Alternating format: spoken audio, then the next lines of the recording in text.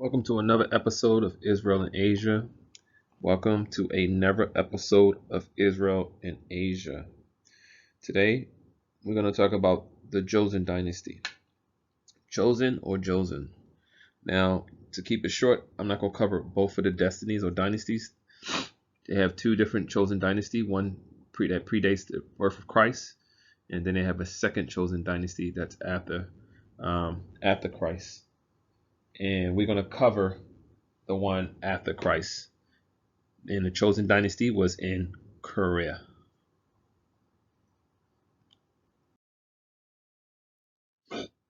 So, the chosen dynasty is the kingdom people that built Korea and built their empire. So the chosens are Koreans. Korea was actually called Chosen at one point in time. Now I have this book here, and it's talking about Koreans. It's just a section that's talking about the Korea captivity. And these Koreans are actually Portuguese slaves. So let's read the insert that's on this book. Some examples from the Korea diaspora, which is funny, diaspora. That if you go look that up, that means scattered Israelites from Deuteronomy 28 outside of Japan. Unfortunately, among all slaves traded in Nagasaki, which is I'm starting to believe that the Nagasaki bombing, there were Israelites there. But let's go back. Unfortunately, among all the slave traded in the Nagasaki harbor, the Koreans are the most difficult ones to distinguish outside of Japan. In Mikado, the information described this diaspora is mainly a Chinese origin. The first one is memorable written by Cannon's Inspector Tang Xingjing, which tells us that 1 October 1606, the coastal marines detected an unfamiliar boat in which 14 people were hidden. The military mistakenly thought they were pirates. Hence, they attacked the boat, and the people fought back. In the end, 2 of them were killed in skirmishes. 4 were drowned, and the others 8 were captured and sent to prison. The 8 in prison were, I'm not going to even try to say these names, but after they were captured, they were tortured. After being repeatedly tortured, 5 of them died except 3. According to the testimony, the above name came from Busan or Busan, which is South Korea, coastal Korea, and they were slaves of Portuguese from Mikado. They have been sold to Portuguese merchants by pirates at a very young age. So they were sold in Portuguese, and they was moved and sent to Macau. And it says they settled near a church when the Portuguese merchants brought them to Macau. This statement is extremely important because it shows that. Which statement? This Chinese statement right here. So bottom line is, let's say this book is actually pretty new, but I think the text and the references is pretty old, and it's coming from Chinese texts. So these Koreans from Busan, from the Chosen dynasty, if you see at the bottom, were actually Portuguese slaves.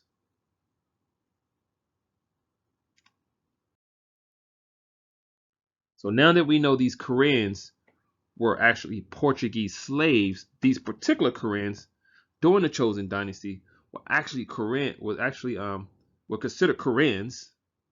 Let's read a little bit more about the race. This book right here is called The Chosen and the Manchurian by Bank of Chosen. So when the Chosen dynasty ruled the second Chosen, they actually ruled and had an infrastructure, banks, education. They had a great dynasty in Korea. So what was the thing about this race? Let's learn. Little has been done as yet in the anthropology studies of Manchuria, the stone implement found in many places gave us some information with regard to the people who inherited the country in far remote times. That the Chinese made inroads into the country in early prehistoric ages is proved by the earthenwork found in an old tomb. In a variety of evidence points to the fact that Chinese influence had been very great from the oh gosh, it's hard to read. Time immemorial. It does not follow, however, that the ancient inheritance of Manchurian were in any way allies to China in blood. On the contrary, they belong to the widespread Tungus race and were of the same stock as the Japanese, Koreans, and the old inheritance of the Siberian Lot region. So they was belonging to the Tungus race that was in the Siberian region, which is pretty much Russia, and they were saying they was a part of the stock of Japanese and Korean. Now, please, in order for you to really understand this, you got to read a lot of books. When they comparing them to all those guys, they are talking about the migration of the Manchurians. They're talking about the migration of the Portuguese, and they're talking about the migration of the Jews. Those are not Koreans or Japanese people they're talking about at this moment. They're not talking about those people. Those Chinese and Japanese, Moab and Ammon, are not the people they're talking about right here. Now, if you got this book over here, eventually the conflict in the Civil War, in the wars, of course, the World War I, World War II, the woes and revelations, these guys were fighting against each other. Now, I mentioned earlier that Nagasaki was bombed. They chose that location to bomb out of all places in Japan. There are tons of books, and I haven't gotten there yet, that confirm a huge, actually I'm probably going to read it later, there's a huge slave trade. That was one of the hugest slave ports in Japan. And do you not think those guys intermingled? And in some reason they bombed that location? They bombed that location, and then the Japanese and Moab and Ammon eventually started taking warring on these guys within these lands and destroying them and fighting them in the name of civil war or hatred between Korea and Japan. But look at who they hanging. Yes, you can probably say they Chinese or Japanese, Korean or Japanese. But yeah, we will see one day.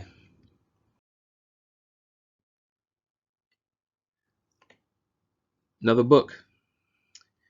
It will be remembered that the first Chinese settlers and civilizers of Korea, the Keynesians, gave it the name Chosen. So Joseon is the Korean name for it, or the Korean spelling for it, and Chosen is the romanization name for it. Chosen. Now the romanization name Chosen is just a very interesting coincidence that it's called Chosen, like the chosen people. And it says, but it came from a violent in war to the land of peace, which laid eastward of his old home and selected for his new dwelling place. So basically, through the wars over in China, they could look at this place as their promised land or their dwelling place because it was peaceful at the time. For a moment, there was peace. They ruled and conquered in Korea and Japan. So it was a dwelling place name at once expressed of a outward position in his own inward emotion, chosen, or morning calm. Morning calm. And that's pretty much where Corea got its name from. It says, for 11 centuries, a part of Manchurians including, as the Koreans believe, the northern half of the peninsula bore this name. So they chose this name, and this was the name of Korea many, many years ago. There's more information and content in here, but I just want to focus on that fact for now and move to the next part. So let's say I'm exaggerating. I might be well off of my rockers. I might not. I'm probably totally in sin. I'm not reading a single scripture here right now, to be honest with you. But this content, I'm reading between the lines because of other things I know. But for me to get the message across to you, it's good to help you understand that there is a pattern, and it's starting to be very evident to me the more I read. This is a chapter in one of my other books, and this chapter is talking about the body snatchers. The body snatchers. So let's go to the second paragraph. It says an American citizen was charged with making unlawful and scandalous expeditions to Korea, and of violently attempting to land in a country and with which the United States had no treaty relationships. It was further stated that he had gone to exhume the bones of a defunct king in order to hold them for sale or ransom. In plain English, it was said to be a piratical and body snatching descent upon the graveyard of Chosen to dig up royal remains. Royal remains. These same Chosen dynasty I was just talking about that went into slavery. Here we are reading about an American or a U.S. citizen going to a graveyard to steal the remains of these people. Why would he do that? This is not for the purpose of distinction, nor in the interest of science or of archaeological, but for the sake of money, which money was to be extorted from the regard in the court of Seoul. So he came to steal bones of the Chosen dynasty, dead corpse, to make money. Who want to buy these dead corpse? But you see that they were in a graveyard of the chosen people, chosen dynasty. Not the chosen people, but I'm gonna say chosen dynasty. I'm gonna stick to the way that dynasty is called. Now let's go over here to page 397. So, but to conceive a civilized Christian or Israelites chartering a stimmering to exhume and steal the carcass and mortaring bones of a heathen king to hold them in pawn to raise money on them created more laughter than frowns or tears. So he came to steal, but he says, but to conceive of civilized Christians or Israelites? What? Why is Israelites even in there? It is perceived in many books that the chosen dynasty were the migration of Israelites into Korea. I just confirmed the last few books ago that many of these Koreans were actually Portuguese slaves, which probably Portuguese Jews sent captives into slavery and sent over to Mikado, and then as I read earlier, they were escaping from Macau into Korea, lived in Korea started a life in Korea, and started a dynasty in Korea, and developed the Chosen dynasty. And through the Chosen dynasty, they ruled until they fell into the curses and were sent into captivity again. And then those that survived and died there, now we got Americans there digging up their bones to do ecological research, probably to confirm if they were really Jews or not, or to do research on their bones, on their remains, because they were Israelites. He also stated that this knowledge was held only by 4 Koreans himself and a Jewish peddler who laid several times penetrated into the Korean and by whom the Koreans' commission had been brought to Shanghai. So he had a Jewish peddler. Now, is that a real Jew or is it a fake Jew? We don't know. But somebody knew something about these bones and these remains of these chosen people that were buried in grave sites of the heathen king that they call it, but it was probably an Israelite king. I could be wrong. I say this in every video. I'm not going to say I'm 100%, but I find it very interesting that these books have this kind of content in it, and it's given too many clues that it's in plain sight, but it's not plain sight. Because a lot of times you say, oh, he's a Korean slave. Was he Korean? I just proved to you those Koreans in the first book were not Korean. They were from Portugal. But when they took them and put them in slavery and tortured them, they were torturing Koreans. What an interesting way to change the origin of where they're from.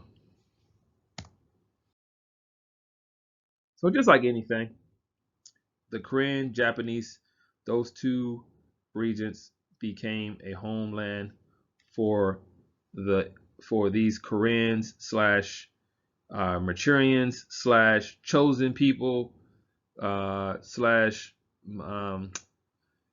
samurais in Japan. All these different names and bywords and proverbs they were given. They lived there to be comfortable until persecution found them again. The Spanish Inquisition got to them and they fled. Civil wars happened and then they fled. They continued to flee over and over and over again. Now this time, here they are in Korea. But once again, as I said in all my presentations, it seems like there's a pattern. They make it over to China, migrate over to Japan and Korea, where they develop a kingdom. And then as soon as they get over there, persecution finds them again. The curses follow them. And then what do they do next? They go where? They always go to Southeast Asia.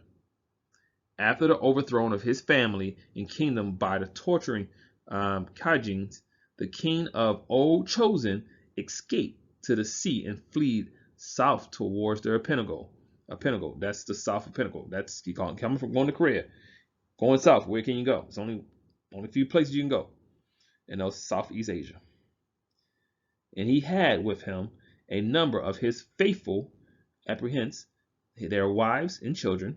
He landed among one of the clans comprised of Chinese refugees. I wonder if those Chinese refugees are Manchurians that came and was escaping in vain, but of Chinese refugees who, not wishing to live under the Han Emperor, had crossed the Yellow Sea. On account of their numbers, originally 100 families, they called themselves Haikasi. I gotta look that up. Either by conquest or invitation, soon became their king. So they started becoming kings again. I'm kind of curious about that one. But bottom line is, these guys escaped and went to Southeast Asia. So to conclude, this is one of the books that I'm reading right now. I finally got started reading this book. I'm enjoying this book, and this is just one page talking about all the Korean slaves that got enslaved during which time? The Chosen dynasty. The Chosen dynasty for years and years. And if they were enslaved and captives in during that time, where did they go? Here is an old archive picture. These are what Koreans used to look like. The Koreans today do not look like that. They look much, much lighter. So, bottom line is, realize the captivity did go eastward, and they did migrate over into Korea and Japan, but the curse followed them, and they all went back into slavery again, and was sent this time to Southeast Asia. No scriptures on this one, but I hope the content makes sense.